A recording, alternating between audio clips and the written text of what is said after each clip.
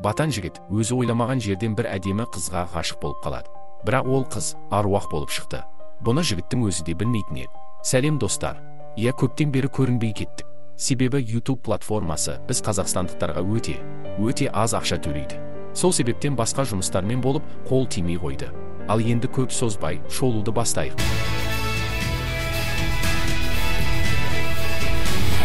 Бұл оқиға 1928 жылы Нью-Джерсидегі тарихи музейге мектеп экскурсиясы кезінде басталған. Ережелерді бұзғанды ұнататын жоғары сынып оқушысы Беатрис Дженкинс есімді қыз көрмедегі жабық аймаққа өтіп кетеді. Сол жерде ол екіге бөлінген жүзікті көреді. Оның бір бөлігінде жасыл тас бар еді. Қыз жүзіктің бір жартысын алып, кенеттен пайда болған күзетшіден қорқып, оны орнына қайта қойып үлгермей, өзімен бірге алып кетеді. Алайда музейден шыққан сәтте биді машина қағып, ол оқиға орнында қаза табады. 2024 жылы Нью-Джерсиге Санчес отбасы көшіп келеді. Коул мен анасы Катарина ескі үйге қоныстанады. Үйді аралап жүргенде Коул шатырдан жаз ойнап тұрған ескі патефон тауып алады. Кешкі ас кезінде шатырдан бір дыбыс естіледі, бірақ Коул ол жақта ешкімді таппайды. Алайда оны би есімді елес көріп тұрады.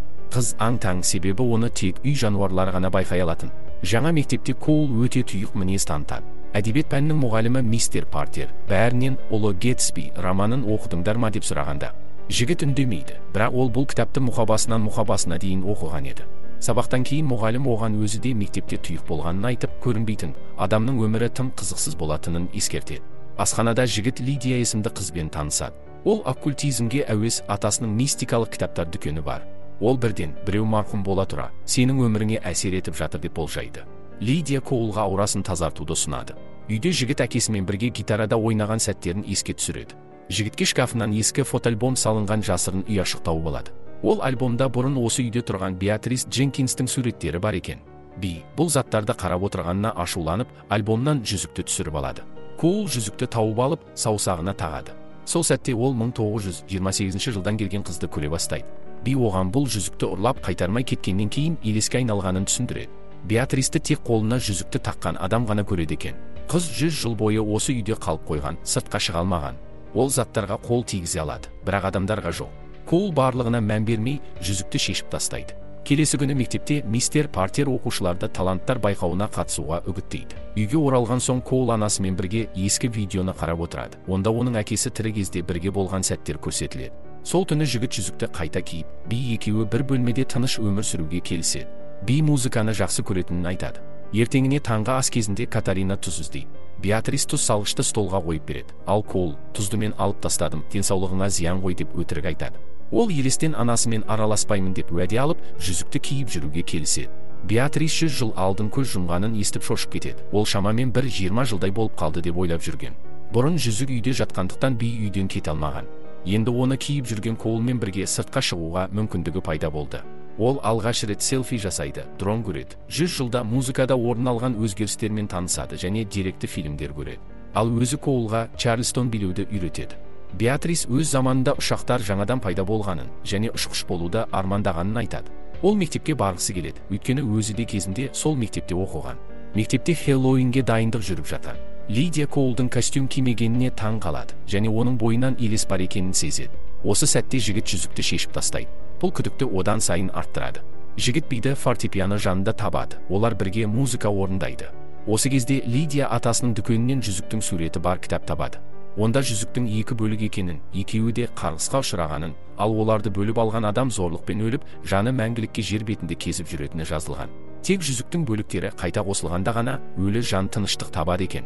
Коулдың байқауға қатысқысы келмейтін себебі әкесі жүрек талмасынан қайтыс болғаннан бері гитараны қолына алмаған. Би болса өзінің тек көлеңке болып қарап отырғанына қамығады. Ол бір күнге болса да материалды денеге ие болып өмір сүргісі келетін. Бүгін оның өмірден өткен күні. Коул оған Нью-Йорктың түнгі көрінісін көрсетіп, Гетсби стиліндегі кешке апарады. Сол жерде би кенеттен жан біте бастайды. Адамдар оны көре алатын. Сондықтан жүрген жерлерінің стиліне байланысты қайта киінеді. Олар бірге сахнаға шығып, Чарльстон билеп, алғашқы рет сүйіседі. Кейін Коул оны зиратқа апарып, қыз армандағандай ұшақты жақыннан көрсетеді. Түнгі 12 болғанда би қайтадан елеске айналады. Ертесінде Лидия жігітті дүкенге шақырып, жүзіктің екінші бөлігі Нью-Йорк музейінде екенін және ол ертең аукционда сатылатынын айтады және қарғыстың қалай жұмыс жасайтынын түсіндіріп, жүзікті сатып алуға үгіттейді. Коул Беатристі мәңгілікке жоғалтатынын білсе де, барлығын айтуды шешеді. Алайда үйде би романтикалық кеш ұйымдастырып, Коулден ән айтуын сұрайды. Коул ән айтып болған соң, қыз одан не айтқысы келгенін сұрайды. Ол өтірік айтып, ұмыттым дейді. Келесі күні Коул аукционды бақылайды, бірақ жүзікті сатып алуға батылы жетпейді. Жүзікті басқа біреу сатып алады. Би Лидиядан аукцион жайлы келген хабарламаны оқып қойып, шындықты біледі. Ашуға булыққан би өзінің тағдырын шешуге Коулдың құқығы жоқ екенін айтып, жүзікті музыкалық кабинетте тастап кетуін, енді тақпауын талап етеді. Ал Лидия жігітті іздеп анасына қоңырау шалады. Анасы баласы музыкалық мектепте досымен репетицияға кеткенін айтты. Лидия Коулдың достары жоғын жақсы білетін. Коул үйіне келгенде, Лидия оны іздеп музыкалық мектепке келеді, және көрінбейтін біреудің пианинода ойнап жатқанын естіп, жүзікті тағып, елеспен танысады.